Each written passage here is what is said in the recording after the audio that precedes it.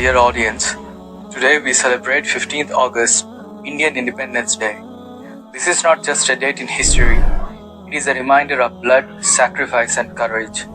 It is the day when India broke the chains of British slavery after decades of struggle and sacrifices by our great freedom fighters and ulama. The British first came to India in 1608 for trade, but slowly they turned from merchants into rulers. In 1757, the Battle of Plassey marked the beginning of India's downfall when betrayal opened the doors for British rule. From that day, the struggle for freedom became a part of our nation's heartbeat. In 1857, the first War of Independence began. Muslims, Hindus, Sikhs and Christians all stood shoulder to shoulder against British rule.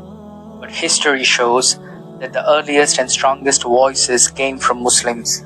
The role of Muslims is often forgotten, but it is undeniable.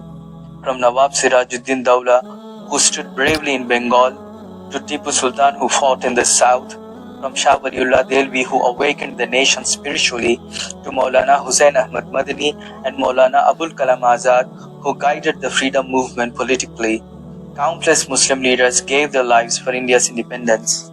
From Delhi's Red Fort to Chandni Chowk, history is written in blood. Thousands of ulama were hanged, martyred, and burned alive simply for opposing the British. The first fatwa against British rule was issued by a Muslim. The first organized revolution for independence was launched by Muslims.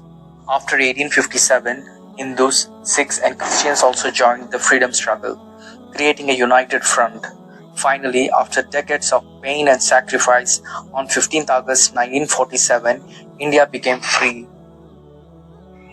Dear brothers and sisters, today as we enjoy the freedom won by our forefathers, we must remember our responsibility. Independence is not just about celebration, it is about protecting unity, promoting peace, and ensuring justice for all. Let us honor the sacrifices of all communities. Let us pledge to work together to keep India strong, united, and prosperous. May Allah keep India safe, grant peace and harmony to all its citizens, and reward those who sacrifice for our freedom. Ameen.